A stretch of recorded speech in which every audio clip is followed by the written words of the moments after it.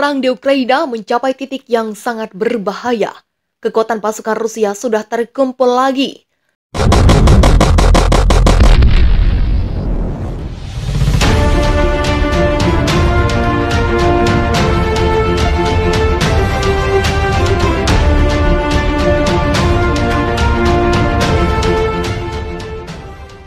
Perang di Ukraina memasuki babak baru dan mencapai titik yang sangat berbahaya, di mana kekuatan Rusia sudah terkumpul.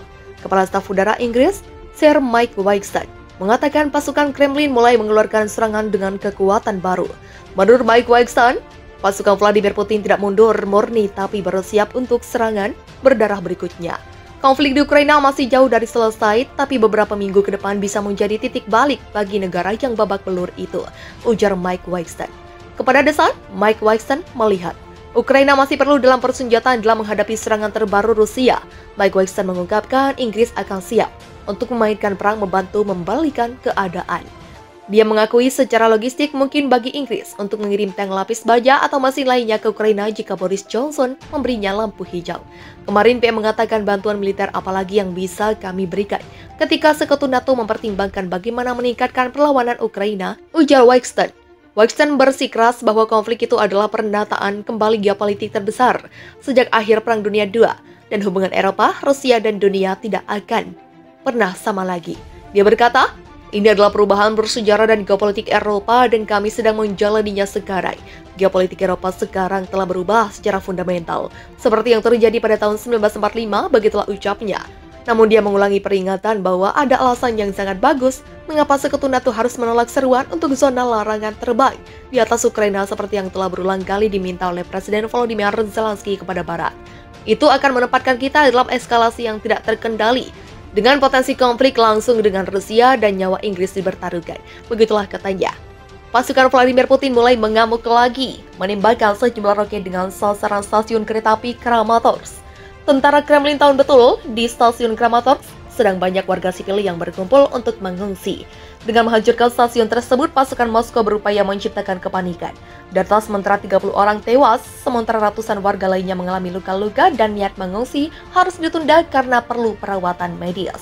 Gambar-gambar mengerikan menunjukkan mayat-mayat berserakan di tanah di samping bagasi yang ditinggalkan di stasiun kereta api Kramatorsk. Perusahaan kereta api negara mengatakan 2 roket Rusia menghantam stasiun yang digunakan untuk evakuasi warga sipil dari daerah yang dibombardir oleh pasukan Rusia.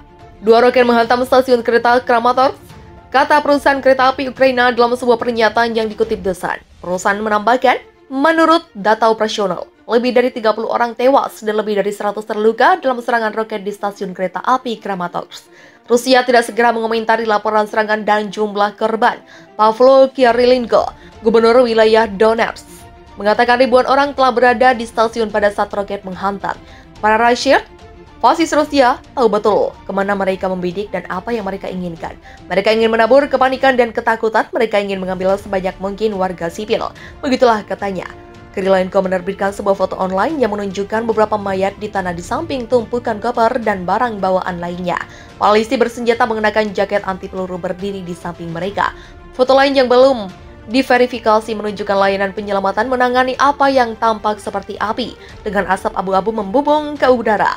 3 kereta yang membawa pengungsi diblokir di wilayah yang sama di Ukraina pada hari Kamis setelah serangan udara di jalur tersebut menurut Kepala Kereta Api Ukraina. Perang yang terjadi antara Moskow dan Kiev masih terus berlanjut di tanah Ukraina.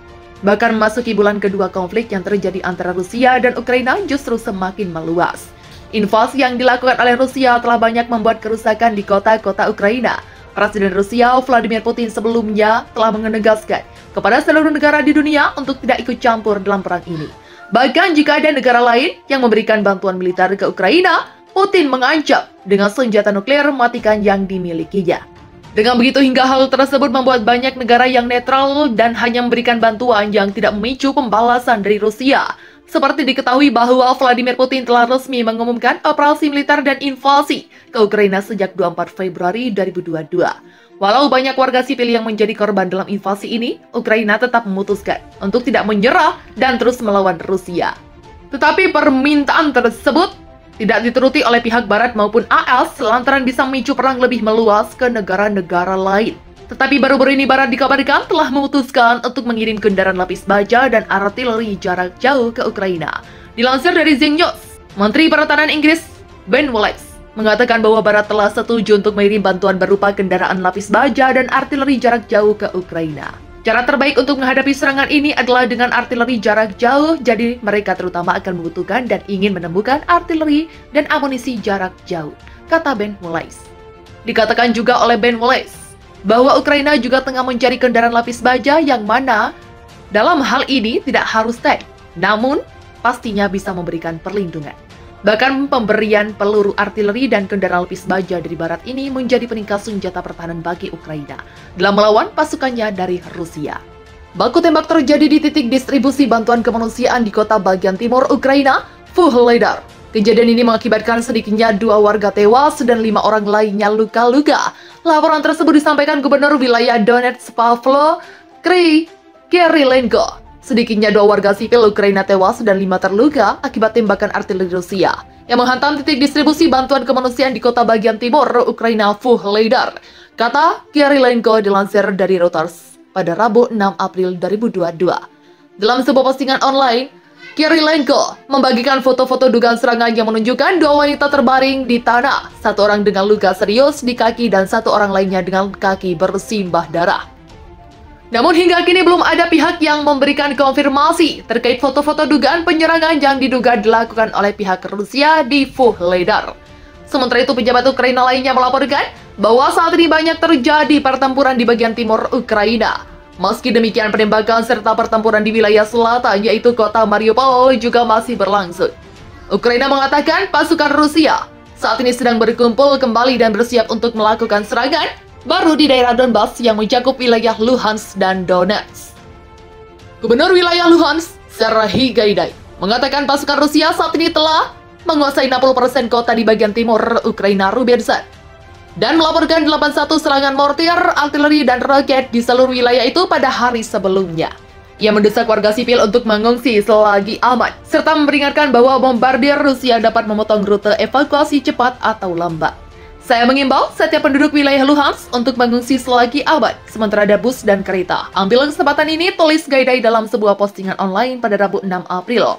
Gaidai juga mengatakan secara terpisah pasukan Rusia telah menghancurkan segala sesuatu yang berada di jalan mereka dan tidak akan berhenti.